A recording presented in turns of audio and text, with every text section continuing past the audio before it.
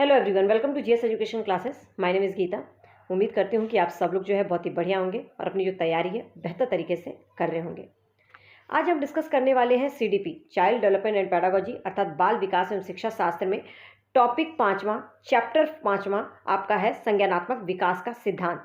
तो संज्ञानात्मक विकास का जो सिद्धांत है वो जीन पियाजे ने दिया है और ये जो चैप्टर है आप लोगों का चैप्टर 5वां, ठीक है। चैप्टर 5वां में जो है आप लोगों का संज्ञानात्मक विकास का सिद्धांत, वाइगोस्की का सिद्धांत और कोहलबर्ग का सिद्धांत, ये तीनों ही टॉपिक जो है आपका चैप्टर 5 में है, ठीक है। तो ये तीनों टॉपिक को जो है हम एक एक करके डिस्कस करेंगे। और ये जो आपकी मैं जो क्लास ले रही हूँ ये छठी क्लास है सीडीपी की।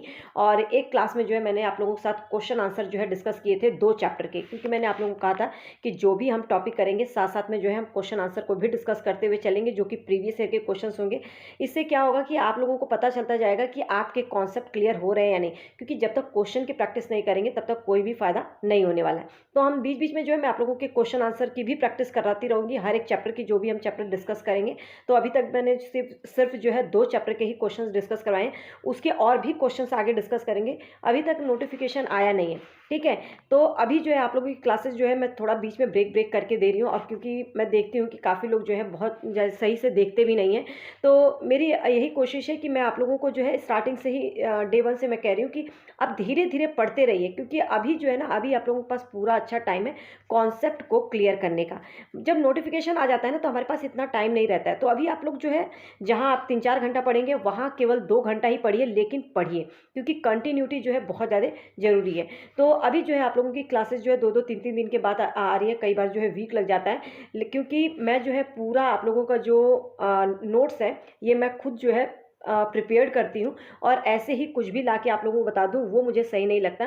पूरा एकदम टू दी पॉइंट्स में अभी जो मैं आगे करवाऊंगी तो आप लोगों को बताऊंगी, दिखाऊंगी कि हर एक पॉइंट जो है आप लोगों के लिए कितना इंपॉर्टेंट है, हर एक पॉइंट से जो है कहाँ कहाँ से क्वेश्चंस बनते हैं। कुछ क्वेश्चंस भी मैं दिखाऊंगी कि देखिए कहाँ से क्वेश्चंस आए हैं, ठीक है। इससे रिलेटेड क्वेश्चन, क्योंकि संज्ञानात्मक विकास का जो सिद्धांत है ये टॉपिक इतना इंपॉर्टेंट है सीटेट पेपर 1 और पेपर 2 दोनों के लिए, क्योंकि यहाँ से जो है केवल 1 मार्क्स का क्वेश्चन नहीं आता, 2 से 3 नंबर का क्वेश्चन यहाँ से आना ही आना है। लेकिन क्वेश्चन को इतना घुमा देते हैं ना, क्योंकि अभी तक जितने भी एग्जाम हुए जीन पियाजे से हमेशा क्वेश्चंस आए और क्वेश्चन को हर बार जो है घुमाया जाता है, तो इस तरीके से घुमा दिया जाता है कि कई बार समझ में भी नहीं आता। तो एकदम हम बेसिक से टू दी पॉइंट्स में मैं समझाने की कोशिश करूंगी। बस वीडियो लास्ट तक देखिएगा ताकि चीज़ें जो है आप लोगों को अच्छे से क्लियर हो जाए। मेरी पूरी कोशिश रहेगी कि आप लोगों को एक एक पॉइंट जो है समझ में आ जाए। और हाँ, अगर आप चैनल पर नए हैं तो चैनल को सब्सक्राइब कर सकते हैं ताकि आने वाली वीडियो की नोटिफिकेशन मिल जाए आप लोगों को टाइम से। यहाँ पर जो है मैं सीटेट के रिगार्डिंग टिप्स एंड ट्रिक्स तो शेयर करती हूँ, साथ ही कोई भी टीचिंग एग्जाम हो उससे रिलेटेड जो भी इन्फॉर्मेशन होती है, कोई भी नोटिफिकेशन है, पूरा जो है आप लोगों को टू दी पॉइंट्स में चीज़ें जो है अच्छे से क्लियर कर देती हूँ, ठीक है। तो अगर आप टीचिंग एग्जाम की तैयारी कर रहे हैं तो आप यहाँ पे जो है जुड़ सकते हैं। और वीडियो पसंद आए तो प्लीज़ लाइक एंड सब्सक्राइब कर लीजिएगा और लोगों को शेयर कर दीजिएगा, जिससे कि लोगों को जो है एक कहीं ना कहीं जो है बहुत सारे लोग जो ऐसे जिनको गाइडेंस की कमी रहती है, तो कहीं ना कहीं जो है उनको चीज़ें अच्छे से क्लियर होती चले जाएँ, ठीक है। तो आज जो है हम करने वाले हैं जीन पियाजे, ठीक है। जीन पियाजे ने संज्ञानात्मक विकास का सिद्धांत दिया था। तो थ्योरी ऑफ कॉग्निटिव डेवलपमेंट, जिसे जो है इसे विकासात्मक जो जीन पियाजे हैं इसीलिए इन्हें जो है विकासात्मक मनोवैज्ञानिक की भी कहा जाता है, क्योंकि इन्होंने संज्ञानात्मक विकास का सिद्धांत जो दिया था संज्ञान से रिलेटेड, कहने का मतलब है मानसिक, इसे जो है बौद्धिक विकास का सिद्धांत भी कहा जाता है, मानसिक विकास का सिद्धांत भी कहा जाता है, ठीक है। क्योंकि संज्ञान का जो मतलब होता है हमारे संज्ञान से रिलेटेड, अर्थात हमारे मानसिक से रिलेटेड, ठीक है, मानसिक। तो मानसिक विकास का सिद्धांत बोले या संज्ञानात्मक विकास का सिद्धांत बोले या बौद्धिक विकास का सिद्धांत बोले, तो ये किसने दिया है? जीन पियाजे ने। एक एक पॉइंट जो है मैं बोल रही हूँ उसको समझिएगा, सुनिएगा, ठीक है। तो संज्ञान का मतलब होता है जो हमारे मानसिक से संबंधित होता है, ठीक है। अब इसमें जो है जीन पियाजे में देखिए एकदम टू दी पॉइंट्स में हम जो है चीज़ें क्लियर समझेंगे, यहाँ वहाँ की बातें नहीं, यहाँ वहाँ के बहुत सारा कुछ मैं बता दूँ आप लोगों को, और आता जो है एकदम बहुत सारी चीज़ें जो है ना एकदम टू दी पॉइंट्स में आप लोगों से पूछी जाती है, तो आप केवल फोकस जो है उस पर रखिएगा, ठीक है। तो इस पर जो है इन्होंने 4 जो है स्टेजेस बताए थे, जो जीन पियाजे थे इन्होंने जो है 4 स्टेजेस बताए थे। और जीन पियाजे का एक बहुत ही अच्छी बात बोली थी कि जो बच्चे हैं ना, जो बच्चे जो है अपने ज्ञान का जो निर्माण करते हैं वो स्वयं करते हैं, ठीक है। अब ये स्वयं कैसे करते हैं? क्योंकि वो अपने ज्ञान का सक्रिय निर्माता होते हैं। उनके कहने का मतलब है कि बच्चे जो है खुद जो है एक्टिविटी के द्वारा अपने आसपास का जो वातावरण है, समाज के बारे में जो समझ है, उसका निर्माण जो है वो स्वयं करते हैं। और इसी पर जो है एक क्वेश्चन भी आया हुआ है, और ये आप लोगों को कोई नहीं बताएगा, ठीक है, क्योंकि जो जीन पियाजे थे, उन्होंने जो स्टेजेस बताई हैं 4, उसको जो है उन्होंने एज के अकॉर्डिंग जो है उन्होंने बताया है। कहने का मतलब है कि बच्चों में जो मैच्योरिटी आती है, ठीक है, जो परिपक्वता आती है, वो जो है उनके एज के हिसाब से आगे बढ़ती जाती है। जो बच्चा 0 से 2 वर्ष के आयु में, क्योंकि इस अवस्था में बच्चा कुछ भी समझने के लायक नहीं होता, उसे जो भी चीज़ें बतानी होती है वो अपने इंद्रियों का प्रयोग करता है। समझ रहे हैं ना। इसके बाद जब वो 2 से अगली मतलब आगे जो बढ़ता है, 2 से 7 वर्ष की अवस्था इन्होंने एक बताई है। जैसे अब मैं अवस्थाएं आप लोगों को बताऊंगी, थोड़ा सा समझिएगा जो मैं बता रही हूँ, ठीक है। जो एज के अकॉर्डिंग जो उन्होंने 4 अवस्थाएं बताई है, पहली 0 से 2, 2 से 7 फिर बताई है।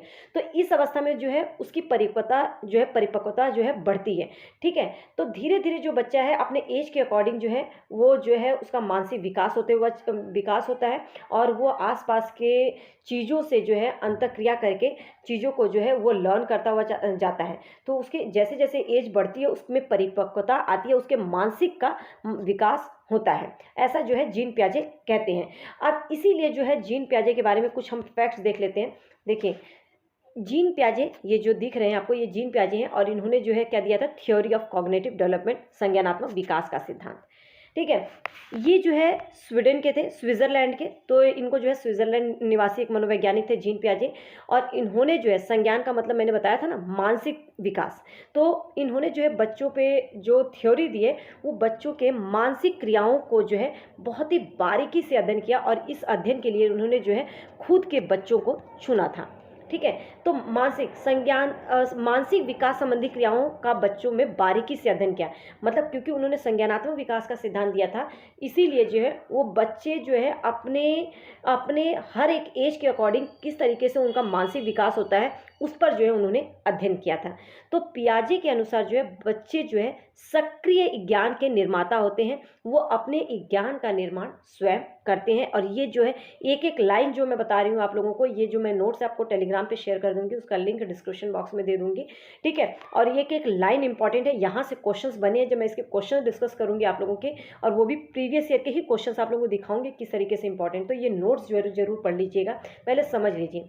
तो पियाजे ने कहा था कि बच्चे जो है अपने जो ज्ञान का जो निर्माण है वो स्वयं करते हैं, इसीलिए जो है उन्हें सक्रिय ज्ञान का निर्माता कहलाते हैं, ठीक है। ज्ञान का निर्माण क्या है, वो स्वयं करते हैं। साथ ही इन्होंने बताया जीन पियाजे ने कि जो बच्चे हैं इन्हें जो है नन्हा वैज्ञानिक कहते हैं। क्यों? क्योंकि बच्चे जो है खोजबीन के द्वारा जो है चीज़ों को सीखते हैं, जो भी उनके अपने समाज के बारे में या अपने पूरे वर्ल्ड के बारे में, संसार के बारे में जो भी चीज़ें वो सीखते हैं, वो जो है उस खोज के द्वारा अपने स्वयं की एक्टिविटी के द्वारा जो है वो सीखते हैं, किसी के सिखाने से नहीं सीखते हैं, ठीक है। तो हर एक एज में जो है उनकी एक्टिविटी जो है बदलती जाएगी, उनके जैसे जैसे उनका जो है मानसिक विकास होता जाएगा उनकी जो है एक्टिविटी भी बदलती जाती है, ठीक है। तो संसार के बारे में अपने सिद्धांतों की वो रचना स्वयं करते हैं, इसीलिए जो है इन्हें नन्हे मनोवैज्ञानिक कहा जाता है। बच्चों को जो है लिटिल साइंटिस्ट बोला जाता है। एक एक पॉइंट जो है ये बहुत ही इंपॉर्टेंट है। देखिए, अगर कोई भी सजेशन हो आप कमेंट सेक्शन में जो है दे सकते हैं, कोई भी चीज़ आप लोगों को डाउट लगती है तो वो भी आप जो है बता सकते हैं, मैं ताकि दोबारा एक्सप्लेन कर दूं, क्योंकि ये जो स्टेजेस जो जीन पियाजे की थ्योरी है इससे क्वेश्चंस आना तय है, और इससे जो है 2 से 3 क्वेश्चन जो है पक्का आते हैं, ठीक है। तो जीन पियाजे ने जो 4 अवस्थाएं बताई हैं, 4 अवस्थाएं भी पढ़ेंगे, और इन्होंने कुछ टर्म्स बताए थे, कुछ फैक्टर्स बताए थे, उसको भी हम आगे देखेंगे। बस बने रहिए, ठीक है। इसको 2 पार्ट में मैं ये जो है आपके चैप्टर जो है कंप्लीट करूंगी। तो इसकी जो 4 अवस्थाएं हैं, तो सबसे पहली अवस्था जो है इन्होंने इंद्रिय जनित गामक अवस्था अर्थात सेंसरी मोटर स्किल बताया है। सेंसरी मोटर स्किल से ही आप लोगों को समझ में आ रहा होगा, इंद्रिय जनित गामक अवस्था, इंद्रियों का प्रयोग करते हैं, वह अवस्था जिसमें बच्चा जो है अपनी कोई भी चीज़ व्यक्त करनी होती है, अपनी कोई भी चीज़ बतानी होती है, चाहे उसे भूख लगी हो, चाहे उसे रोना हो, या उसे कोई चीज़ चाहिए, या कोई भी उसका व्यवहार होता है, तो वो अपने इंद्रियों का प्रयोग करता है। इसीलिए इस अवस्था को इंद्रिय जनित गामक अवस्था कहते हैं, क्योंकि इस अवस्था में बच्चे की जो है लैंग्वेज की डेवलपमेंट अच्छे से नहीं हुई होती है। तो ये अवस्था जो होता है 0 से 2 वर्ष, ठीक है। और ये अवस्थाओं के जो एज है ना, कौन सी अवस्था से मतलब कौन से ईयर से कौन से ईयर तक की कौन सी अवस्था होती है, ये कई बार जो है क्वेश्चन पूछा गया है। और इतने बार पूछा गया है कि अब ऐसे जो है आना मतलब मुश्किल है। ऐसे हो सकता है कि एक आध ईजी क्वेश्चन डालने में ये डाल दें, लेकिन अब जो है ईयर नहीं पूछा जाता, अब इससे क्वेश्चन जो है घुमा के पूछे जाते हैं। मैं आगे डिस्कस करूँगी, ठीक है। तो इंद्रियों के द्वारा इंद्रिय जनित गामक अवस्था नाम से ही आप लोगों को क्लियर हो रहा होगा, जिसमें बच्चा अपने व्यवहार के लिए अपने इंद्रियों का प्रयोग करता है, जैसे आँख, कान, नाक, ठीक है।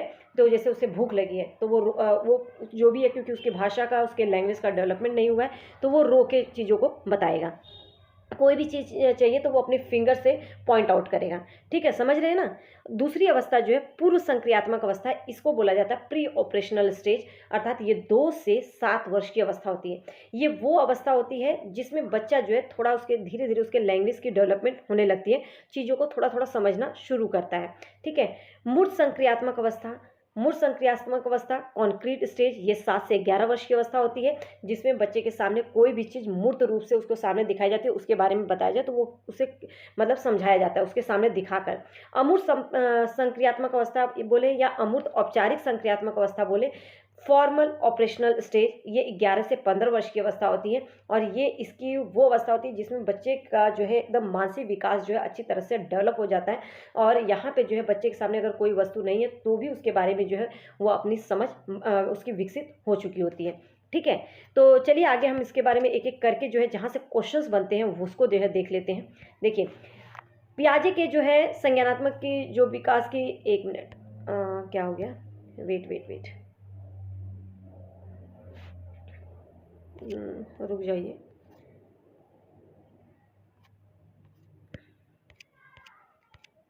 ये पूरा स्टार्टिंग में चला गया, ओके, ठीक है। पियाजे के संज्ञानात्मक विकास की जो 4 अवस्थाएं हैं कौन कौन सी हैं, देखिए इंद्रिय जनित गामक अवस्था, जो कि मैंने बताया आपको सेंसरी मोटर स्किल, ये 0 से 2 वर्ष की अवस्था होती है। एक एक चीज़ जो है इंद्रिय जनित गामक अवस्था 0 से 2 वर्ष की अवस्था को क्या कहा जाता है, इंद्रिय जनित गामक अवस्था। नाम से ही समझिए, जिसमें अपने व्यवहार के लिए अपने वातावरण को समझने के लिए वो अपने इंद्रियों का प्रयोग करता है, ठीक है। तो ज्ञानेंद्रियों का प्रयोग करता है, जैसे उसके हाथ हो गए, आँख, मुँह, नाक, कान, ठीक है।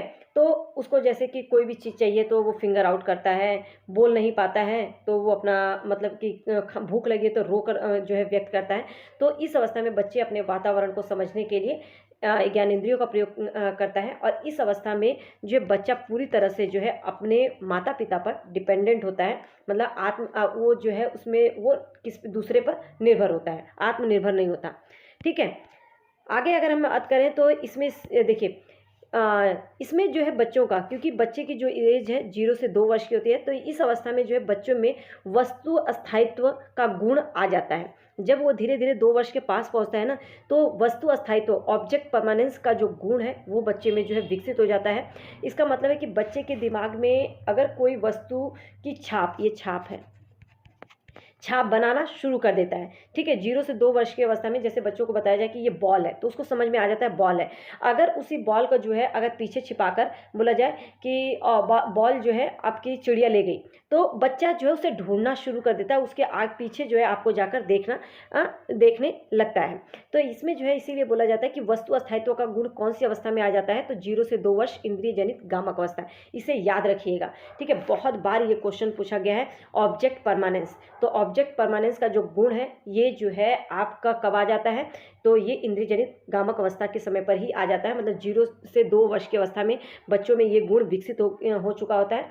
इसका मतलब होता है कि किसी भी वस्तु के बारे में बच्चे के दिमाग में जो है उसकी छाप बन चुकी होती है, ठीक है। दूसरा अगर हम बात करें तो बच्चे में जो है इसमें जो है इस अवस्था में अनुकरण करने का गुण पाया जाता है। अनुकरण क्या होता है, जैसे आप बच्चे को सामने जो है खांस रहे हैं तो बच्चा आपको देखकर खांसेगा, ठीक है। अगर आप जो है कुछ भी ऐसा मतलब आप क्लैपिंग कर रहे हैं तो बच्चा भी आपको देखकर क्लैप करे। कहने का मतलब बच्चा जो है नकल करने का करना शुरू कर देता है, तो अनुकरण करने लगता है। ये कौन से अवस्था में आता है, तो इंद्रिय जनित गामक अवस्था में 0 से 2 वर्ष। बहुत ही एकदम बेसिक से चीज़ें मैंने आप लोगों को हाईलाइट करके जो है बताया, क्योंकि यहीं से जो है क्वेश्चन जो है बनते हैं। मैं आप लोगों को दिखाऊंगी कि क्वेश्चन आते किस तरीके से, बस बने रहिए, ठीक है।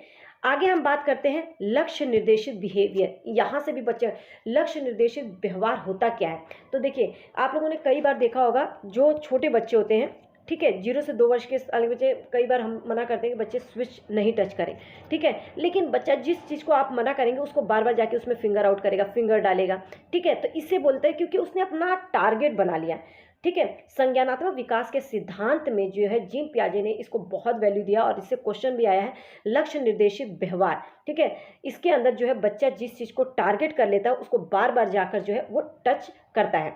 अगर आप कितना भी मना कर ले लेकिन वो जाके वही करेगा, क्योंकि उसे ये समझ में नहीं आ रहा है कि उसका क्या मतलब है, उसको लग जाएगा नहीं। अगर वहीं पर उसे करंट लगेगा तब वो जाके समझेगा। तो इसीलिए बोला जाता है कि बच्चा जो है खोज करके अपने ज्ञान का निर्माण करता है। बच्चे को जो है लिटिल साइंटिस्ट कहा जाता है, क्योंकि जब तक उसके साथ कोई इंसिडेंट होता है नहीं तब तक वो सीखता नहीं है, ठीक है।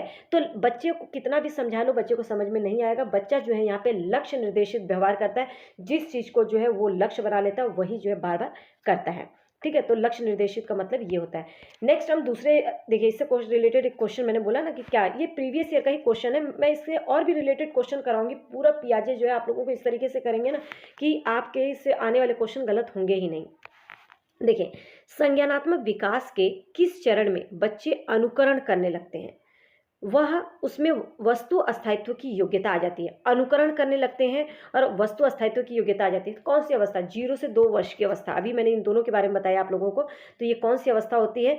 क्या संवेदीगामक अवस्था, मूर्त संक्रियात्मक अवस्था, पूर्व संक्रियात्मक अवस्था या मूर्त संक्रियात्मक अवस्था?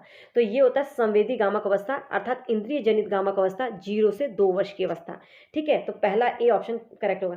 देखिए बहुत सारे आप लोगों को ना मैं एक चीज़ और बता दूंगी, इंद्रिय जनित गामक अवस्था को देखिए संवेदीगामक अवस्था भी बोलते हैं। मूर्त संक्रियात्मक अवस्था को और क्या क्या नाम से जानते हैं? पूर्व संक्रियात्मक अवस्था, अमूर्त संक्रियात्मक अवस्था, इन्हें किन किन नामों से जाना जाता है, ये इसका मैं एक पार्ट में वीडियो बना के आप लोगों को चीज़ें जो है क्लियर कर दूंगी। तो इस क्योंकि हिंदी में ना इनके कई नाम हो जाते हैं और यही कारण है कि बच्चे जो है यहाँ पे कंफ्यूज होते हैं। तो कंफ्यूजन नहीं होगा, मैं आप लोगों को एक एक चीज़ जो है क्लियर कर दूंगी। अभी जो है हम आगे बढ़ते हैं, ठीक है, बस आप जुड़े रहिए।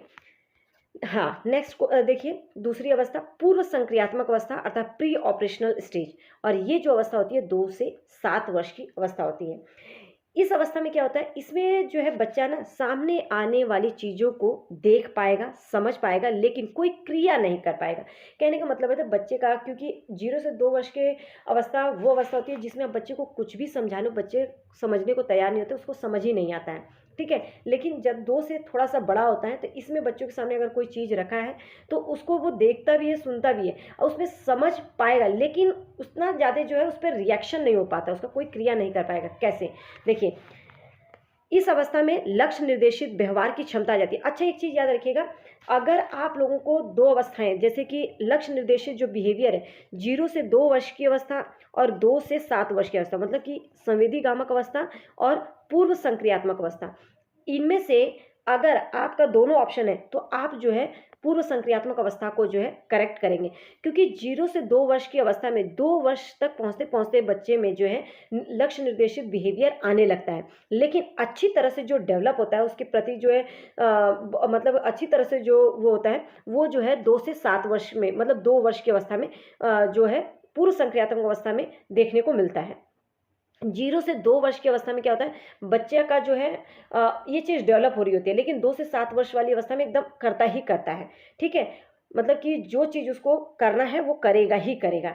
तो यहाँ पर जो है इन दोनों में कंफ्यूज मत होइएगा। अगर ये ऑप्शन नहीं हो तो पहला सही है, नहीं तो दोनों में से आपका दूसरा वाला सही होगा, क्योंकि आपको पता है कि 0 से 2 इसमें भी बोला जा रहा है, इसमें भी 2 से 7, ये 2 जो है कॉमन है, तो इसमें जो है आप इसको जो है वैल्यू करेंगे, ठीक है। तो यहाँ पे कंफ्यूज होने की ज़रूरत नहीं है, इसीलिए मैंने दोनों में ये चीज़ क्लियर कर दिया है और ये दोनों में ही डाला है। कई बार मैंने खुद भी बताया है, ये सिर्फ मैं सेकंड में ही बताती हूँ, फर्स्ट वाले में नहीं, लेकिन कई बार जो है मैंने क्वेश्चन के जब प्रीवियस ईयर का एनालिसिस किया ना तो उसमें जो है ये बताया गया है, ये देखा गया है। तो कई बार जो है पहला ऑप्शन भी करेक्ट है, तो इसका रीज़न जो है कहीं ना कहीं यही है, क्योंकि 0 से 2 वर्ष की अवस्था है और इस अवस्था में भी बच्चे में लास्ट तक पहुँचते पहुँचते जो है ये बिहेवियर करने लगता है, ठीक है।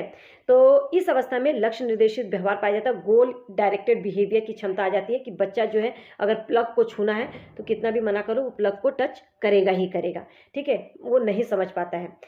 बहुत ही इंपॉर्टेंट है जीववाद, एक एक पॉइंट इंपॉर्टेंट है यहाँ पे समझिएगा। जीववाद एनिमिज्म की धारणा जो है ये क्या होती है, तो जीववाद क्या होता है, जिसके अंदर जो है बच्चा जैसे कि अगर जो 2 से 7 वर्ष के जो बच्चे हैं, अपने माता पिता को जो भी करते हुए देखते हैं ना, अपने घर में, परिवार में जो भी करते हुए देखते हैं ना, उस चीज़ को वो बहुत नोटिस करते हैं और वो कहीं न कहीं जो है अपने जो जैसे डॉल के साथ खेल रहे हैं, तो जैसे कोई लड़की है, डॉल के साथ खेल रही है, तो अगर देख रही है कि मम्मी जो है उसके हेयर कॉम्ब करती है, तो वो जो है उस डॉल का जो है बाल बनाएगी, ठीक है? उसके बाल अच्छे से करेगी। तो यहाँ पे जो है जीववाद की धारणा, जीववाद का धारणा है कि बच्चा जो है देखते हैं कि अपने उसके माता जो उसकी मम्मी है उसके साथ जैसा बिहेवियर कर रही है, वो गुड़िया के साथ जो है, अगर कोई डॉल है तो उसके साथ भी वो सेम यही करती है। उसको लगता है कि ये भी मेरी तरह ही है, ठीक है? ये मेरी डॉल है क्योंकि मैं मम्मी की डॉल हूँ, तो इसलिए मम्मी मेरे साथ करती है और ये मेरी है तो मैं इसके साथ करूँगी। इसको कहीं न कहीं जो है वो क्या मानती है,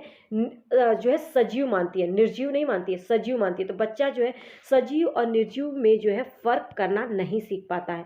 अब यहाँ पे क्वेश्चन जो बनता है वो ये कि बच्चे में जीववाद की धारणा जो है डेवलप हो जाती है, विकसित हो जाती है? तो नहीं। 2 से 7 वर्ष की अवस्था में, 7 वर्ष तक पहुँचते-पहुँचते कहीं न कहीं जो है एक तरह से विकसित हो जाती है, लेकिन उससे पहले जो है 2 से 4-5 वर्ष में बच्चे में ये धारणा जो है विकसित नहीं होती है। उसको लगता है कि जैसे गाड़ी जो है तेज़ चलती है, कोई चलाता है तो उसको लगता है गाड़ी भी हमारी तरह ही दौड़ती है, ऐसा लगता है उसको, ठीक है? तो बच्चे के अंदर जो है सजीव और निर्जीव वस्तुओं में अंतर नहीं कर पाते हैं 2 से 7 वर्ष के बच्चे। तो इससे क्वेश्चन आता है, जीववाद का मतलब होता है कि जीववाद की धारणा बच्चों में विकसित हो जाती है, तो जी नहीं, 2 से 7 वर्ष की अवस्था में बच्चों में जीववाद की धारणा विकसित नहीं होती है। जीववाद का मतलब होता है सजीव और निर्जीव वस्तुओं में भेद न कर पाना। उम्मीद करती हूँ ये चीज़ क्लियर हो गया होगा। आत्म केंद्रिता का गुण, देखिए 2 से 7 वर्ष की अवस्था में क्या देखा गया है, बच्चे जो है ना सोचने लगता है कि कोई भी खिलौना हो या कोई उसके मम्मी पापा हैं, वो उसी के हैं, ठीक है? आत्म केंद्रिता का गुण जो है उसके अंदर विकसित नहीं हो पाता है, ठीक है? वो कोई उसे छू नहीं सकता है। आत्म केंद्रिता का गुण आ जाता है उसके अंदर कि ये चीज़ मेरी ही मेरी है, किसी और की नहीं। उसे कितना भी समझा लो, वो समझेगा ही नहीं। वो हाँ, हाँ तो करेगा, ठीक है नहीं दूँगा। जैसे कि मान लो मैंने देखा था कि एक बर्थडे पर मेरा बेटा जो है वो क्या है, अपने दोस्त को जो है वो गिफ्ट दे रहा था, ठीक है? तो अब वहाँ पर क्या हुआ कि मैंने उस बच्चे को बोला था, क्योंकि जो मेरा बेबी है वो भी छोटा है और वो जिसको दे रहा था वो भी छोटा है। वो 6 इयर्स का है, तो ये जो है 3 इयर्स का है। तो अब यहाँ पर जो है मैंने उसको समझाया था कि बेटा आप ना रोना मत, ये अगर आपसे आपको देकर ये ले ले तो रोना नहीं। लेकिन वो बच्चा भी नहीं समझने को तैयार, क्योंकि उसकी भी एज इतनी नहीं है। तो वो बोलता हाँ ठीक है, ठीक है। लेकिन जब उसने गिफ्ट देकर तुरंत ही वापस ले लिया तो वो रोने लगा। कहने का मतलब है कि उस बच्चे को जब दिया गया तो उसको लगा कि ये मेरा है, और जो दे रहा है उसको लगा कि ये मेरा है। तो बच्चे के अंदर जो है आत्म केंद्रिता का गुण आ जाता है। इसमें बच्चा सोचने लगता है कि जो भी चीज़ मेरी है वो सिर्फ मेरी है। जैसे बच्चे के अंदर मेरी मम्मी है तो वो मेरी है, इनको कोई और टच नहीं कर सकता। तो ये चीज़ जो है बच्चों के अंदर देखने को मिलती है, ठीक है? तो आत्म केंद्रिता का गुण जो है बच्चों में आ जाता है 2 से 7 वर्ष की अवस्था में। सोच विचार में केंद्रीयकरण, कहने का मतलब है सोच विचार में केंद्रीकरण, इस अवस्था में जो है बच्चा एक समय में किसी वस्तु का एक ही एस्पेक्ट की विशेषता पर ध्यान देने की प्रवृत्ति पाई जाती है। कहने का मतलब है कि आप अगर बच्चे को कुछ भी सिखा रहे हैं, जैसे कि बच्चों को आपने आफ्टर सिखाया, आफ्टर मैंने आजकल जो है इसी के अकॉर्डिंग जो है बच्चों को जो है आगे जो बुक्स हैं स्टेजेस के अकॉर्डिंग ही बनाई जाती हैं, ठीक है? हर एक एज के अकॉर्डिंग जो है बुक बनाई जाती है कि मतलब कि 0 से 2 वर्ष की अवस्था में बच्चे का डेवलपमेंट कितना होगा, तो इसलिए बच्चा, क्योंकि इसमें समझने लायक ही नहीं होता तो बच्चे को स्कूल ही नहीं भेजा जाता है। लेकिन आपने देखा होगा 3 इयर्स के बाद जो है बच्चों को भेजा जाता है, तो 3 से 6 इयर्स में बच्चे का मानसिक डेवलपमेंट कितना होता है उसके अकॉर्डिंग जो है उनकी बुक जो है बनाई जाती है। तो आप यहाँ पे आफ्टर समझा रहे हैं तो तुरंत ही बिफोर समझाएंगे तो बच्चा समझ नहीं पाएगा, ठीक है? तो क्योंकि एक समय में बच्चा एक ही चीज़ को वो समझता है। तो इस अवस्था में जो है बच्चे में एक समय में किसी भी वस्तु की एक ही एस्पेक्ट की विशेषता पर ध्यान देने की प्रवृत्ति पाई जाती है। बहुत सारी चीज़ों को लेकर वो नहीं समझ पाता है। अहम भाव, अहम केंद्रित, मतलब जो ईगो सेंट्रिज्म है, ये क्या होता है? तो कहने का मतलब है कि अगर बच्चा को कोई चीज़ चाहिए तो वो चाहिए, वो स्वयं के दृष्टिकोण को महत्व देता है, ठीक है? कहने का मतलब है कि उसने बोल दिया मुझे खिलौने चाहिए, तो आप कितना भी समझा लो उसको नहीं समझ में आ रहा है कि नहीं अभी आपने खिलौना क्यों तोड़ा, आपने इस खिलौने को लेने में पैसे लगते हैं, उसको कोई मतलब नहीं है, उसको कोई भी चीज़ ये समझ में नहीं आती है। उसको सिर्फ ये पता है कि खिलौना उसका टूट गया तो उसको चाहिए ही चाहिए। आप कितना भी उसे समझा लें, मार लें, तो इसका कोई मतलब नहीं है। तो यहाँ पे जो है आप लोगों को इसके अकॉर्डिंग पता है एक चीज़ और पता चलता है कि हमें अपने बच्चों के साथ बिहेव कैसा करना चाहिए। छोटे बच्चे जो है वो कहाँ पर किस एज में क्या चीज़ें समझ पाते हैं। तो इस अवस्था में जो है बच्चों में अहम भाव आत्म केंद्रित का गुण पाया जाता है, ईगो सेंट्रिज्म पाया जाता है। कहने का मतलब बच्चा जो है अपने ही बात को वैल्यू करता है, अपनी ही दृष्टिकोण को महत्व देता है। ठीक है, बच्चे में पलटावादी गुण का अभाव पाया जाता है। इसका मतलब क्या है, बच्चे में जो है पलटावादी गुण का अभाव पाया जाता है। कहने का मतलब है अगर बच्चे को आप बता रहे हो कि 2 2 4 होता है, ठीक है, अब फिर उसी को आप बता रहे हो कि 2 + 2 जो है 4 होता है, तो ये चीज़ वो नहीं समझ पाता है। या आप ये बोलो कि आप अगर आप ये बता रहे हो कि 2 + 5 7 होता है, अब फिर यहीं पे बता रहे हैं कि 5 + 2 7 होता है, इन दोनों का मतलब ही नहीं वो समझ पाएगा। ठीक है, क्योंकि उसकी एज जो है, इसका मानसिक विकास इतना नहीं हुआ है। तो इसमें बच्चों में जो है जो इरिवर्सिबिलिटी है उसके गुणों का अभाव पाया जाता है। इसमें बच्चे जो है वस्तुओं और संख्याओं की जो समस्याएं हैं इसको जो है उलटना पलटना नहीं सीखते हैं। ठीक है, तो पलटावादी गुण का अभाव पाया जाता है। इससे हर एक पॉइंट जितने भी मैंने अभी बताए हैं, हर एक पॉइंट से क्वेश्चंस आए हैं, तो ये हर एक पॉइंट इंपॉर्टेंट है। संरक्षण की बात करें, कंजर्वेशन की बात करें, तो इस अवस्था में बच्चे को ये समझ नहीं आता कि किसी भी वस्तु की साइज या शेप में चेंज कर दे तो उसकी क्वांटिटी पर कोई प्रभाव नहीं पड़ता। इससे बहुत क्वेश्चंस आता है और कहीं ना कहीं जो है बहुत लोगों को जो है ये क्लियर नहीं हो पाता। तो संरक्षण का अभाव पाया जाता है कौन सी अवस्था में, 2 से 7 वर्ष की अवस्था में, पूर्व संक्रियात्मक अवस्था में। अब ये होता क्या है संरक्षण, कहने का मतलब है शेप और साइज में चेंज कर दे तो उसकी जो क्वांटिटी होता है, उसकी जो वैल्यू होता है, उसका पर कोई प्रभाव नहीं पड़ता। कहने का मतलब है अगर एक गिलास पानी है और एक जो है बकेट है, ये पानी भरा हुआ है, ठीक है, अब ये बकेट में डालेंगे तो इतना है, तो बच्चे को क्या इसमें समझेगा कि इसमें पानी ज़्यादा है और इसमें पानी कम है। ये चीज़ उसे क्लियर नहीं होगी कि इसमें ये चीज़ जो है छोटी है इसलिए इसमें पानी है और ये भरी हुई है लेकिन पानी जो है बराबर है, उसको ये चीज़ समझ में ही नहीं आता। तो इस अवस्था में बच्चे को समझ नहीं आता कि किसी भी वस्तु की अगर साइज़ और शेप में चेंज कर दे तो क्वांटिटी पर कोई प्रभाव नहीं पड़ेगा, क्योंकि ये गिलास पानी जो है ये पानी बराबर है लेकिन इसका साइज़ और शेप अलग अलग है, तो इसके वजह से जो गिलास भर जाती है और बाल्टी जो है खाली रह जाती है। बच्चे को ये चीज़ समझ में नहीं आता है। समझ में आ रहा है ना। तो इस अवस्था में बच्चों में संरक्षण का अभाव पाया जाता है। क्रमबद्धता क्या होता है, ठीक है, तो सैनिटेशन होता है। इस अवस्था में बच्चों में क्रमबद्धता का अभाव पाया जाता है, अर्थात इसमें जो है बच्चा जो है वस्तुओं और तथ्यों को उनके आकार में रखना नहीं सीख पाता। ठीक है, कोई भी वस्तु छोटी है फिर उससे बड़ी है, कोई उससे बड़ी है, तो वो जो है चीज़ उसे समझ में नहीं आता, तो क्रमबद्धता का भी अभाव पाया जाता है। 2 से 7 वर्ष के बच्चे बहुत ज़्यादा छोटे होते हैं, तो कहीं ना कहीं जो है ये सब चीज़ें जो है आप लोगों को पता होना चाहिए। यह मान्यता कि भौतिक वस्तुएं जैसे गुड़िया कार में सजीव गुण होते हैं, जैसे गुड़िया कार में सजीव गुण होते हैं, मतलब कि ये मान्यता है भौतिक वस्तुएं जैसे गुड़िया हो या कार, इनमें भी सजीव गुण पाए जाते हैं। ये क्या कहलाता है, जीववादी सोच, पदानुक्रमित सोच, केंद्रीकरण या वर्गीकरण। तो इनमें भी जीव होता है, उस क्या कहा जाता है, जीववादी सोच। ठीक है, निर्जीव वस्तुओं में भी जीव मतलब का होना, ये क्या कहलाता है, जीववादी सोच। तो ऐसा कौन सोचता है, कौन सी अवस्था में, 2 से 7 वर्ष की अवस्था में। तो 2 से 7 वर्ष की अवस्था कौन सी होती है, पूर्व संक्रियात्मक अवस्था। ठीक है, एक एक चीज इंपॉर्टेंट है, देखिए इसी से कई क्वेश्चंस बनते हैं। पूर्व संक्रियात्मक अवस्था, यहीं पर जो है आपसे ये भी पूछ सकता है कि ये गुड़िया या कार को सजीव समझना, ठीक है, सजीव या निर्जीव में भेद न कर पाना कौन सी अवस्था है, तो ये पूर्व संक्रियात्मक अवस्था है। ठीक है, जीववाद का अभाव किस अवस्था में पाया जाता है, तो पूर्व संक्रियात्मक अवस्था में। तो इससे कई क्वेश्चंस बनते हैं। क्वेश्चन को इस तरीके से पलट पलट कर जो है आपसे मतलब इस तरह से थोड़ा सा और भी मैं आगे क्वेश्चंस आपके साथ डिस्कस करूंगी तो आप लोगों को खुद क्लियर होते चले जाएगा। तीसरी अवस्था आपका है मूर्त संक्रियात्मक अवस्था। मूर्त संक्रियात्मक अवस्था कॉन्क्रीट स्टेज, ये जो है 7 से 11 वर्ष की अवस्था होती है।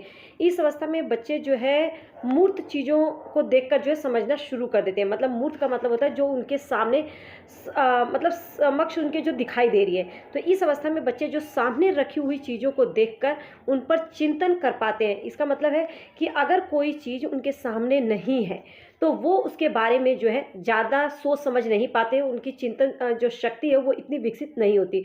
तो वो जो प्रत्यक्ष रूप से जो उनको दिखाई दे रहा है, प्रत्यक्ष रूप से जो चीज़ें उनको दिखाई दे रहा है, जो सामने उनके रखी हुई चीज़ें दिखाई दे रही है, कॉन्क्रीट जो चीज़ें हैं उनके बारे में जो है वो धारणा बनाने लगता है।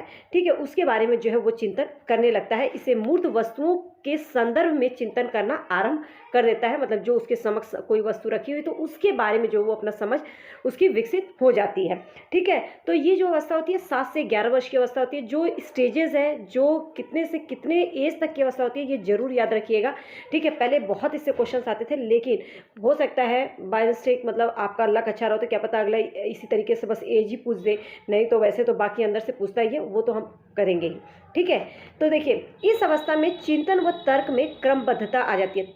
क्रमबद्धता होता क्या है, मतलब कौन सी चीज़ छोटी है, ठीक है, कौन सी छोटी है, उससे बड़ी कौन सी चीज़ है, उससे भी बड़ी कौन सी चीज़ है, तो उसमें जो है उसके अंदर क्रमबद्धता आ जाती है। मतलब कि स्मॉल टू बिग जो है वो समझने लगता है। इन शॉर्ट अगर मैं बोलूँ तो सॉरी BIG बिग जो है वो समझने लगता है। इन शॉर्ट अगर मैं कहूँ तो आपका इस अवस्था में जो है बच्चा में जो है असेंडिंग डिसेंडिंग ऑर्डर जो है करना सीख जाता है। मतलब छोटे से बड़े में चीज़ों को कन्वर्ट करना, मतलब कि असेंडिंग जो क्रम में लगाना बोलते हैं ना, असेंडिंग डिसेंडिंग, जैसे कि 2 है, 6 है, 8 है, तो बच्चे को जो है अगर इसको बोला जाए कि डिसेंडिंग ऑर्डर में लगाओ, ठीक है, किसमें, डिसेंडिंग ऑर्डर में, तो वो लगा लेगा। असेंडिंग ऑर्डर में मतलब बढ़ते हुए क्रम में तो 2 6 8 है, डिसेंडिंग ऑर्डर में तो 8 6 2, तो इस तरीके से जो है बच्चा करना सीख जाता है। इस अवस्था में जो है बच्चे में ये गुण जो है विकसित हो जाता है 7 से 11 वर्ष में।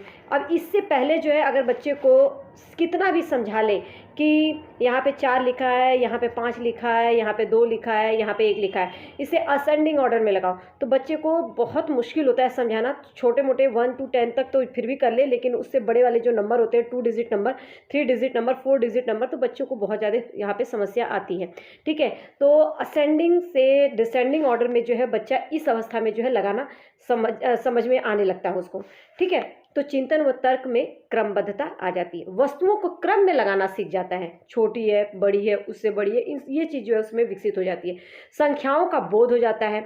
चिंतन में पलटावादी या विलोमिता का गुण का जो विकास है वो हो जाता है। मतलब कि अगर उसको बताया जाता है 2 4 जा 8 होता है और 4 2 जा कितना होता है, तो वो जो है अच्छे से बता पाता है। तो मतलब कि उसके अंदर जो है इस पलटावादी गुणों का जो है विकास हो जाता है, जो कि दूसरी अवस्था में जो आपका जो पूर्व संक्रियात्मक अवस्था था उसमें जो है इसका अभाव पाया जाता है। तो यहीं पर लोग जो है बहुत ज़्यादा कंफ्यूज होते हैं। इसीलिए मैं आप लोगों को एक एक पॉइंट जो वहाँ पे है वही सेम एग्जांपल देकर समझा रही हूँ, ताकि आपको जो है कन्फ्यूज़न ना हो। और इन चीज़ों को हाईलाइट कर दिया, और जितने भी हाईलाइट है वो पॉइंट से क्वेश्चंस बने हैं, इसीलिए जो है हाईलाइट किया है। बाकी जो मैं आपको PYQ करवाऊंगी प्रीवियस ईयर क्वेश्चन की, जब हम प्रैक्टिस करेंगे तो पूरे मैं एक एक करके कराऊंगी। जीन पियाजे से कितने टॉप 30 क्वेश्चन हैं उनको हम प्रैक्टिस करेंगे, टॉप 30 जो है बाइगोस्की से, टॉप 30 कॉलबर्ग से। मतलब कि जो भी हम टॉपिक करेंगे ना, हर एक टॉपिक से आपको जो है मैं पूरी मेरी कोशिश रहेगी कि इनसे आने वाले क्वेश्चन आपके गलत ना हो। बस जुड़े रहिए, आपको जो है डेफिनेटली यहाँ से एक फ़ायदा होगा अगर आप अपना कॉन्सेप्ट पर फोकस करना चाहते हैं, कॉन्सेप्ट क्लियर करना चाहते हैं तो। ठीक है, संरक्षण गुणों का विकास हो जाता है। अभी हमने दूसरे स्टेज में संरक्षण गुणों का जो है अभाव पाया जाता है। जैसे कि इस अवस्था में बच्चे में जो है साइज और शेप के अकॉर्डिंग अगर कोई भी चीज़ है, मतलब साइज़ और शेप में अगर बदलाव होता है तो क्वांटिटी में कोई फ़र्क नहीं होता, ये चीज़ जो है बच्चा समझ जाता है। कहने का मतलब है अगर 1 गिलास पानी है और वो उसको एक बकेट में डाला जाए तो वो थोड़ा सा दिखता है, तो बच्चे को ये समझ में आ जाता है कि पानी बराबर ही है, ये बड़ा है इसलिए इसमें जो है कम दिखाई दे रहा है। तो लंबाई, चौड़ाई, तरल, ठोस वस्तुओं के क्षेत्रफल इत्यादि को वो समझने लगता है। तो संरक्षण के गुणों का विकास हो जाता है। ठीक है, भाषा एवं विचार की योग्यता विकसित होती है। इस स्टेज तक जो है बच्चा अच्छे से बोलने लगता है, अपनी बातों को जो है अच्छे से कहने लगता है, तो उसके भाषा का भी विकास हो जाता है। ठीक है, आगे हम बात करते हैं आगमनात्मक तर्कणा क्या होते हैं, जो हाइपोथेटिकल थिंकिंग जो होती है वो। तो देखिए नेक्स्ट जो स्टेज है वो इसी पर है। अब यहाँ पर जो है बच्चे को पहले जो है आपको एग्जाम्पल देना पड़ता है। ठीक है, एग्जाम्पल देना पड़ता है, फिर उसको रूल की तरफ आप जो है लेकर जा सकते हैं। ये नहीं कि पहले जो है आप यहाँ पे जो है नियम समझा दें और फिर बच्चे को समझाएं, तो वो जो है नहीं हो पाता है। ठीक है, आगे देखते हैं। देखिए एक तो पहले यहाँ पे ये समझ लीजिए। देखिए तो यहाँ पर जो है क्वेश्चन देखिए, क्वेश्चन थोड़ा सा आप यहाँ पे, जीन पियाजे के संज्ञानात्मक विकास के सिद्धांत के अनुसार परिकल्पित निगमनात्मक तर्क किस अवधि में विकसित होता है। यहाँ पर निगमनात्मक तर्क है, ये हम अगले स्टेज में पढ़ेंगे। निगमनात्मक क्या होता है, जिसमें पहले जो है बच्चे को नियम बताया जाता है, फिर उसके बाद जो है उसे एग्जाम्पल दिया जाता है। कहने का मतलब है कि पहले बच्चे को जो है रूल बताया जाता है, देन उसके बाद जो है एग्जाम्पल दिया जाता है। ठीक है, तो यहाँ पर जो है आप लोगों को निगमनात्मक पूछा है, तो ये अमूर्त संक्रियात्मक अवस्था होगा, जो कि अभी मैंने पढ़ाया नहीं है। तो मूर्त संक्रियात्मक के लिए जो है आगमनात्मक तर्क। ठीक है, क्वेश्चन थोड़ा सा मैंने ये मतलब इधर उधर हो गया होगा। आगमनात्मक तर्क किस अवधि में पाया जाता है, तो याद रखिएगा मूर्त संक्रियात्मक अवस्था में, क्योंकि इस अवस्था में जो है बच्चे को पहले एग्जाम्पल बताया जाता है। अब नेक्स्ट स्टेज पर हम देखते हैं, जो चौथा है अमूर्त औपचारिक संक्रियात्मक अवस्था, फॉर्मल ऑपरेशनल स्टेज। और इस अवस्था तक आते आते बच्चे का जो मानसिक विकास होता है अपनी चरम सीमा पर होता है। 11 से 15 वर्ष की अवस्था होती है।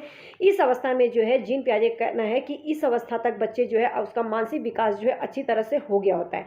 ठीक है, तो संज्ञान की सबसे सर्वोच्च अवस्था कौन सी होती है, जीन पियाजे ने किसे बोला है, तो अमूर्त संक्रियात्मक अवस्था। याद रखिएगा, जीन पियाजे ने संज्ञान की या मानसिक विकास की सबसे सर्वोच्च अवस्था या बौद्धिक विकास की सबसे सर्वोच्च अवस्था किसे कहा है, तो अमूर्त संक्रियात्मक अवस्था को।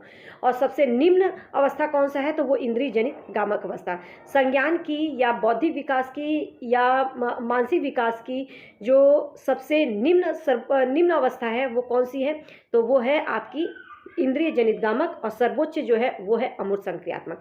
अब यहाँ पे आप लोग कंफ्यूज मत होइएगा। अमूर्त चिंतन का विकास हो जाता है, मतलब इस स्टेज पर जो है बच्चे के अंदर अगर कोई भी ऑब्जेक्ट अगर उसके सामने नहीं है तो भी उसके बारे में जो है वो थिंकिंग करने लगता है। ठीक है, थिंकिंग करने लगता है, सोचने लगता है, कल्पना करने लगता है। ओके, भाषा एवं अभिव्यक्ति की क्षमता का इसमें जो है इसका जो विकास है चरमोत्कर्ष पर होता है। बच्चे की जो भाषा है पूरी तरह से विकसित हो जाती है। चिंतन में इसके पूर्ण क्रमबद्धता आ जाती है। अभिसारी सृजनात्मक चिंतन करने लगता है। इनके जो थिंकिंग है उसमें क्रिएटिविटी दिखती है, इनकी सोच जो है नवीनता दिखती है इनकी सोच में। ठीक है, निगमनात्मक तर्क का विकास हो जाता है। अवलोकन क्षमता मतलब कि ऑब्जर्वेशन जो स्किल है इनकी जो तर्क करने की क्षमता है, जो इनकी इमेजिनेशन पावर है, या किसी चीज़ को प्रैक्टिकली किस तरीके से उसका प्रैक्टिकली कैसे करना है, इन सब का जो है इनकी क्षमता का जो है इसके अंदर इस टाइम पर जो है इस स्टेज पर जो है इनका विकास हो चुका होता है। ठीक है, तो यहाँ पर जो है इसमें यहाँ पर जो है आप लोगों को देखिए बहुत ज़्यादा कंफ्यूज होने की ज़रूरत नहीं है। अगर किसी भी अवस्था में यहाँ पर मैंने एकदम पूरी टू दी पॉइंट्स में जो है चीज़ें आप लोगों को बताई हैं, और अगर किसी भी मैं चाहती तो बहुत सारा कुछ जो है इस पर आपको बोल के बता सकती थी, लेकिन बहुत ज़्यादा जो है वो बोलने से भी कोई फ़ायदा नहीं होने वाला है। टू दी पॉइंट्स में पढ़िए, एकदम बेसिक से एक एक बस एग्जाम्पल के थ्रू जो है समझिए, आपके माइंड में जो है कॉन्सेप्ट क्लियर होना चाहिए। और याद रखिएगा जो भी चीज़ें अब जब क्वेश्चन के फॉर्म में जब तक नहीं करेंगे तब तक चीज़ें क्लियर नहीं होंगी। इससे रिलेटेड जब मैं क्वेश्चन करवाऊंगी ना तब आप लोगों को खुद पता चलेगा कि किस तरह के इनसे क्वेश्चंस आते हैं। और आप अगर करने बैठेंगे तो पूरे प्रीवियस ईयर करेंगे तो कोई भी प्रीवियस ईयर उठाएंगे तो उसमें 2 से 3 क्वेश्चन या 2 क्वेश्चन ऐसे मिलेंगे। मैं सभी PYQ का आपको एक ही जगह पर 1 से 50 या 30 क्वेश्चन जो है आप लोगों को करवाऊंगी। ठीक है, किसी में 50 तो किसी में 30, पूरा प्रीवियस ईयर क्वेश्चन का पूरा निचोड़ कराऊंगी, जो कि बार बार क्वेश्चंस किस तरीके से रिपीट हुए हैं, तो उन क्वेश्चन को एक बना के और बाकी ना अलग अलग तरह के क्वेश्चन आए हैं हम पूरा कवर करने की कोशिश करेंगे, लेकिन कम क्वेश्चनों में, क्योंकि कोई भी क्वेश्चन को कितनी तरह से घुमा कर पूछा जा सकता है उसको बस मैं समझा सकती हूँ, बाकी करना आपको है। ठीक है, तो उम्मीद करती हूँ कि ये क्लास जो है आप लोगों के लिए बहुत हेल्पफुल रहेगी। और अगर कुछ भी समझ में नहीं आया हो तो आप कमेंट करके बताइएगा, कुछ भी आपके पास जो सजेशन है या कुछ भी आपको किस तरीके से करना है। PYQ मैं बहुत जल्द स्टार्ट करूँगी, लेकिन अभी कॉन्सेप्ट पर थोड़ा फोकस कीजिए।